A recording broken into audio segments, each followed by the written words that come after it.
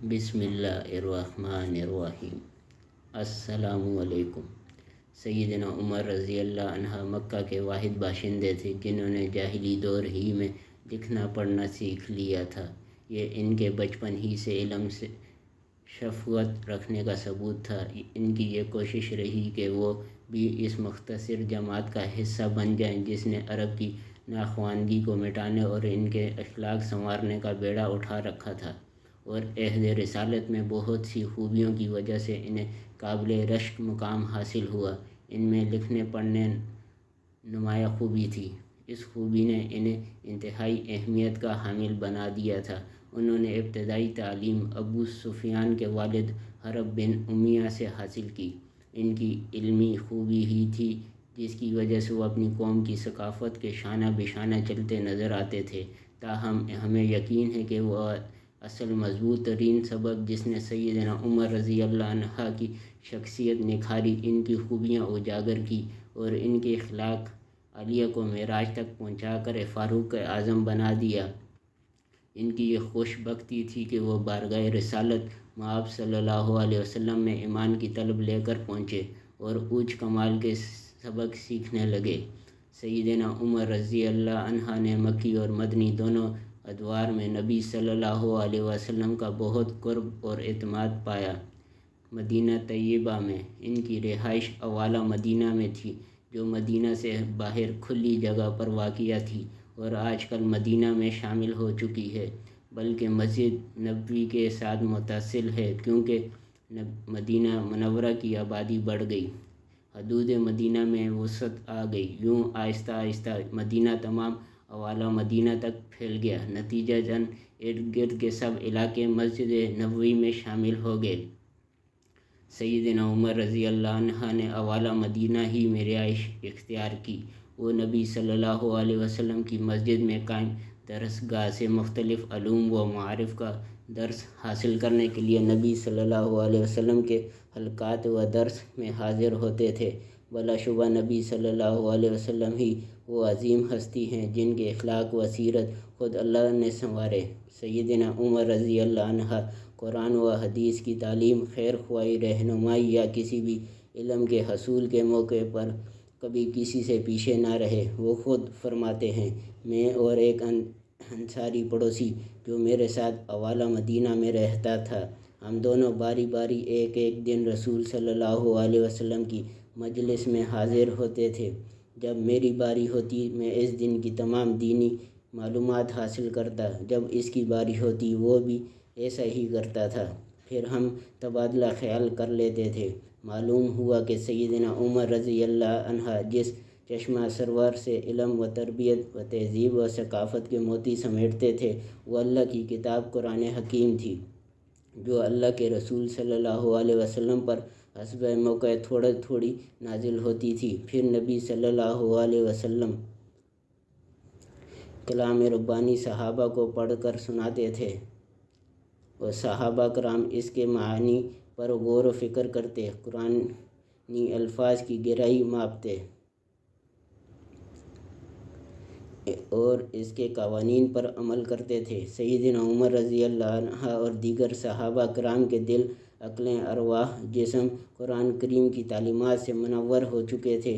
سیدنا عمر رضی اللہ عنہ کی تاریخ و سیرت کا مطالعہ کرنے والے کے لیے ضروری ہے کہ اللہ تعالیٰ کی طرف سے جاری اس خالص ربانی چشمے سے ضرور سیراب ہوں، کیونکہ یہی سرچشمہ ہے جس نے لوگوں میں خوبیاں بھر دیں، ان کی صلاحیتوں کو اجاگر کیا اور من حیث القوم مسلمانوں کو مخصوص ثقافت عطا فرمائی۔ یہی سرچشمہ ہے جسے ہم قرآن کریم یعنی اللہ کا کلام کہتے ہیں۔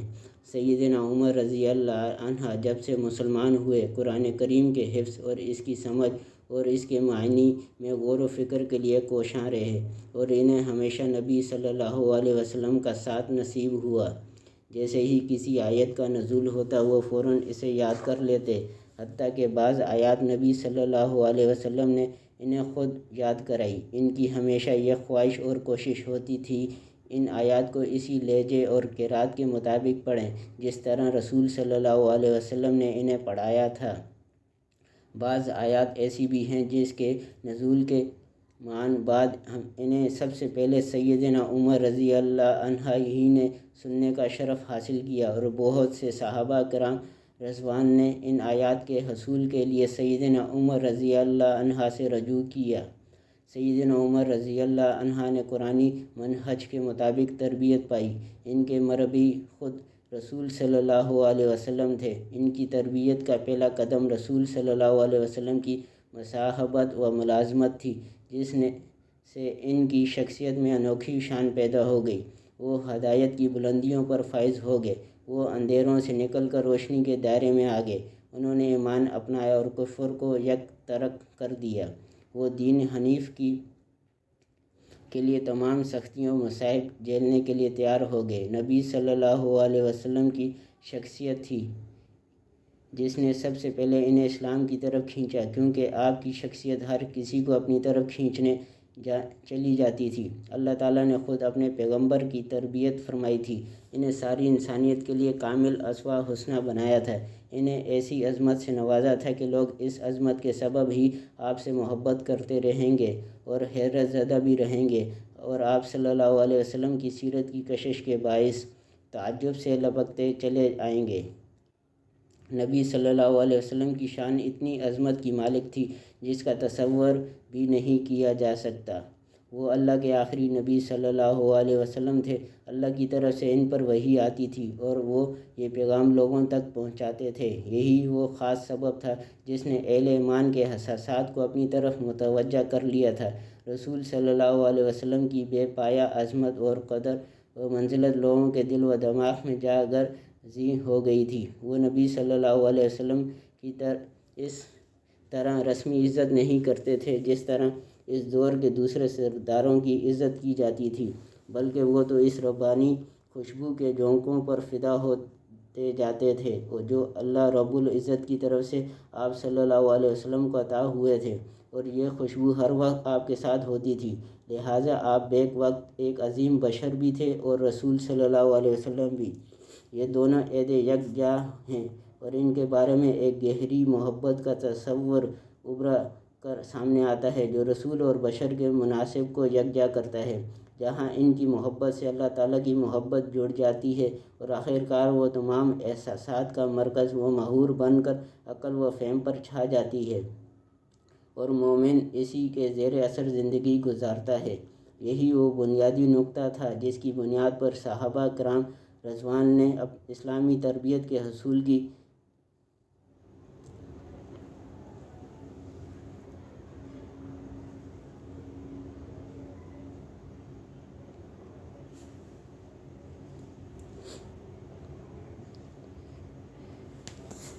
ابتدا کی، اور یہی وہ راستہ تھا جس پر وہ گامزن ہوئے۔ صحابہ کرام رضوان کو نبی صلی اللہ علیہ وسلم کی مصاحبت کی برکت اور بلا واسطہ پیغمبرانہ تربیت سے ایمان کی اعلیٰ اقدار نصیب ہوئی۔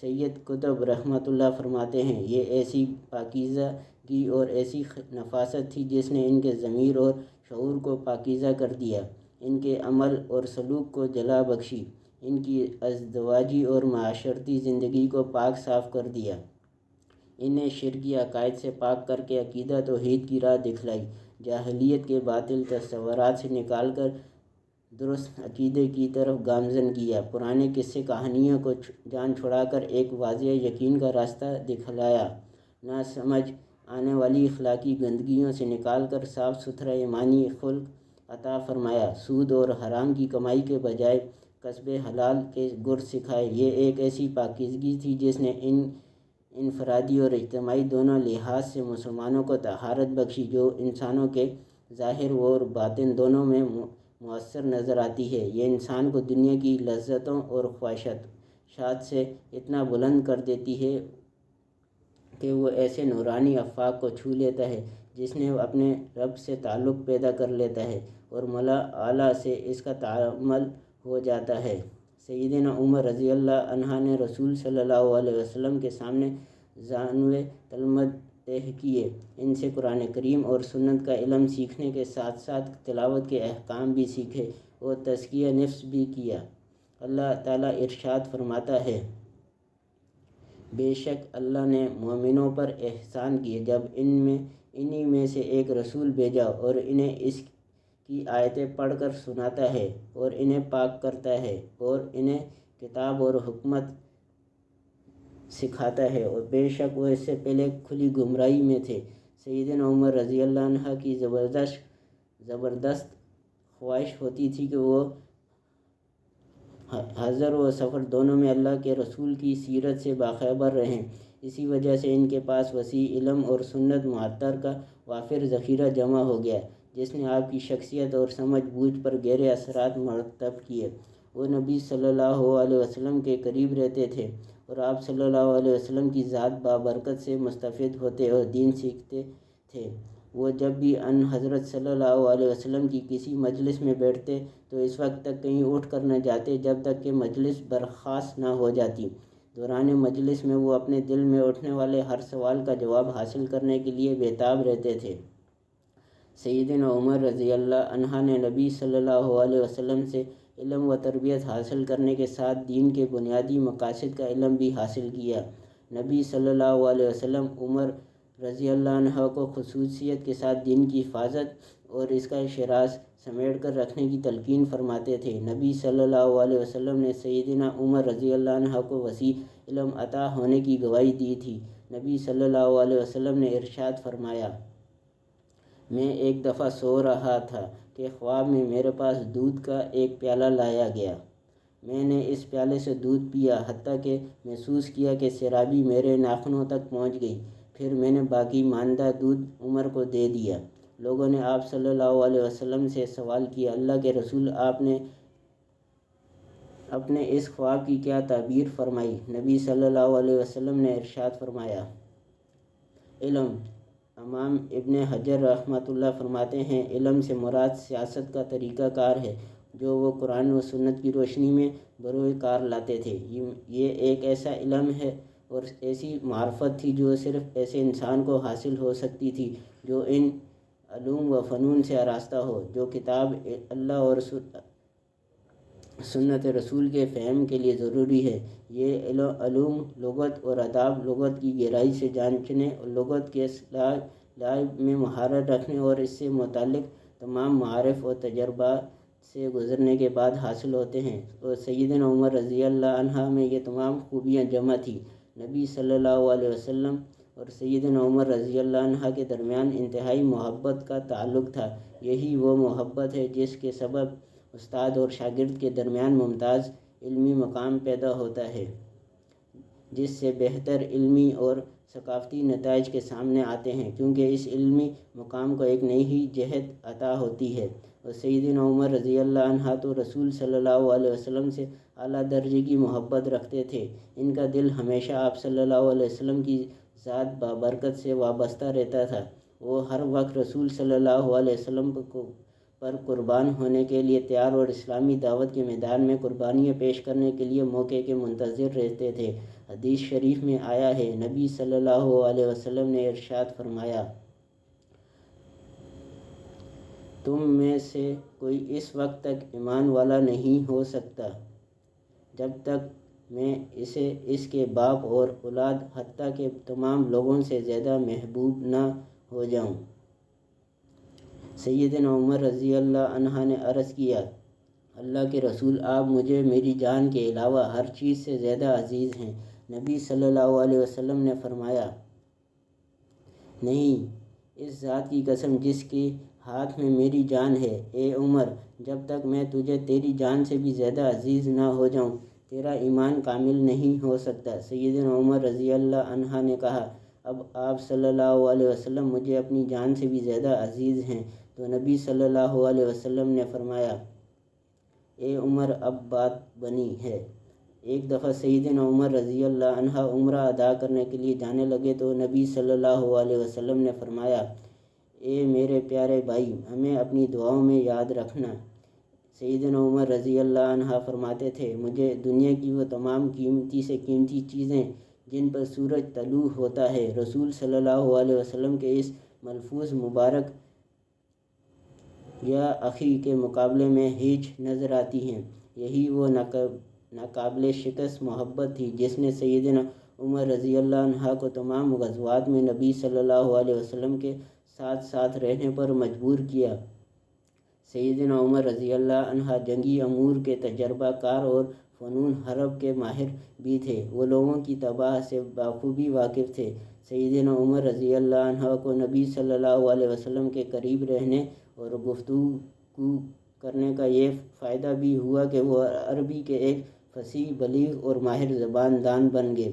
آئندہ صفحات میں ہم سیدنا عمر رضی اللہ عنہ کی وہ سرگرمیاں جو انہوں نے رسول صلی اللہ علیہ وسلم کے ساتھ میدان جہاد میں دکھائی، انہیں بیان کرنے کے ساتھ ساتھ نبی صلی اللہ علیہ وسلم کی حیات مبارکہ میں سیدنا عمر رضی اللہ عنہ کا مدنی معاشرے میں کردار بھی بیان کریں گے۔ والسلام جاری ہے۔